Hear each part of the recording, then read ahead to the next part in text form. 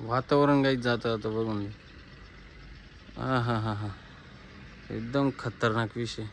Guys आज आहे ना फर्स्ट टाइम मी आहे ना डिझेल साठी लाईनीत उभा राहिलेलो आहे बघा. फुल लाईन आहे. हे गाईज, तर welcome to my new blog. Guys आज आपल्याला जायचं सिन्नरला, बट त्याच्या अगोदर मस्त थोडं आहे ना कंगी बिंगी मारून घेऊ व्यवस्थित, कारण केस आहे ना असे ताट होते का बरं काय तेच कळत नाही मला पण. आणि त्यानंतर मग नाश्ता बिष्टा करू आणि लगेच निघू आपण आपली मोठी बसंती घेऊन ही वाली. आणि त्याच्यात डिझेल भेटतं का नाही तो एक विषय आहे.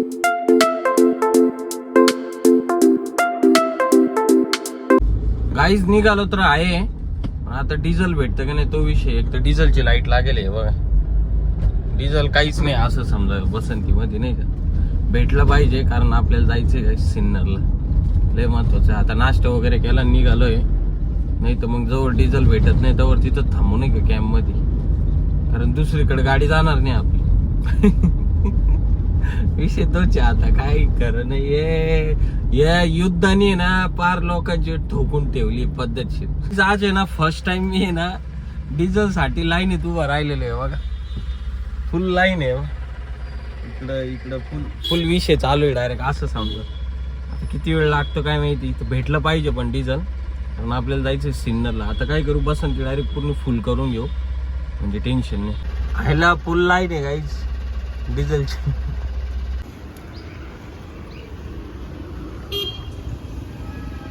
फायनली डिझेल आपल्याला भेटून गेलेलं आहे आणि आपण बसंतीचं पोट डायरेक्ट एवढं टाणकून भरून घेतलंय बघा. डायरेक्ट फुल केली आहे, डायरेक्ट फुल. विषय एकदम गंभीर. फुल केली म्हणजे असं नका समजू का आता हप्तावर टेन्शन नाही तुमच्या हाल. 2 दिवसात डिझेल संपून जात. फिरायला तेवढं लागतं कारण मला बघा तुम्ही. आता 2 दिवसात आउट करून आहे ना आपण निघालोय सिन्नरला जाण्यासाठी.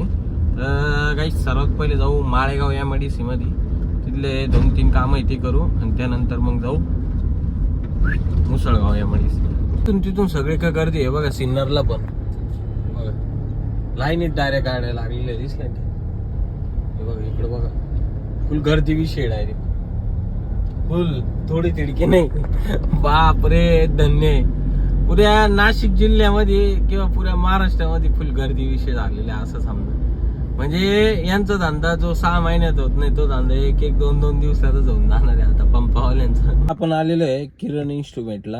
आता इथले काही फायर एक्सटिंग्विशर आहे त्यांचं आपल्याला मेंटेनन्स करायचं आहे. त्यानंतर बरेचशा आणून 2-3 कंपन्या आहे. तर चला आता पटापट जेवढे पण कंपन्या नाही इथले माळेगाव MIDC मधले ते करून घेऊ आणि मग जाऊ मुसळगाव.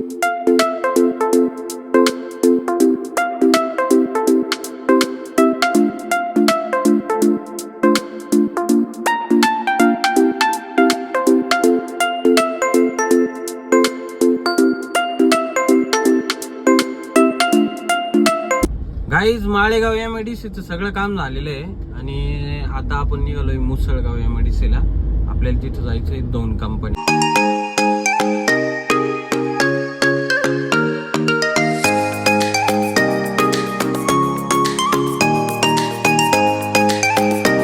सिन्नरचे सगळे कामं झालेले आहे.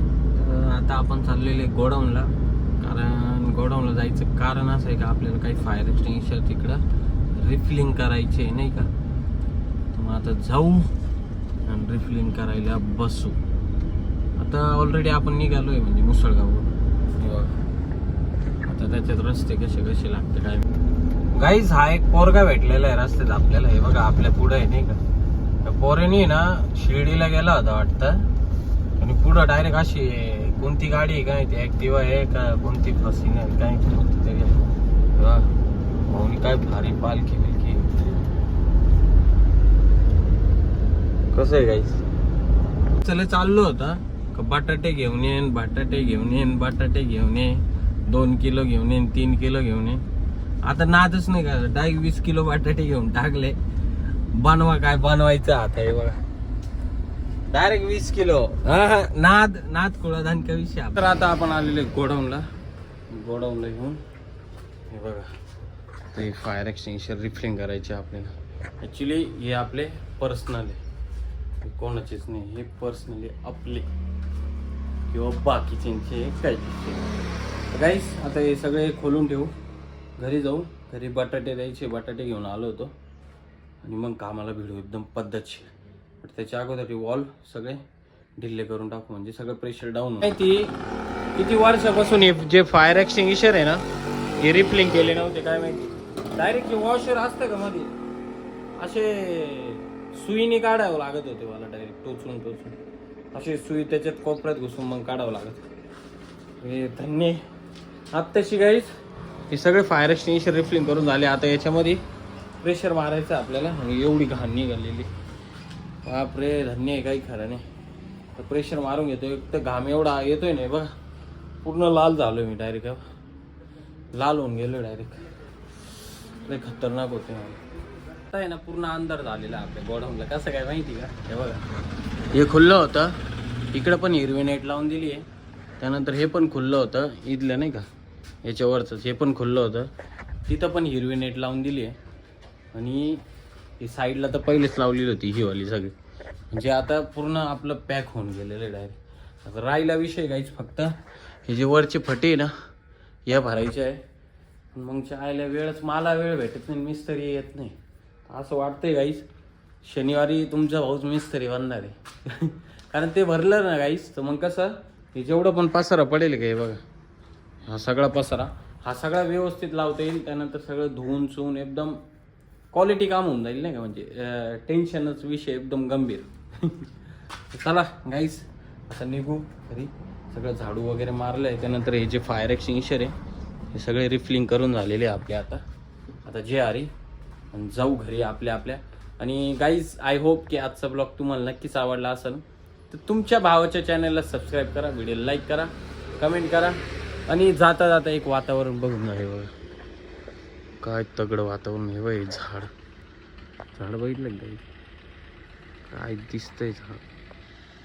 हे बघा वातावरण गाईज जाता जाता बघून. हा एकदम खतरनाक विषय. तर चला गाईज बाय बाय, जय महाकाल.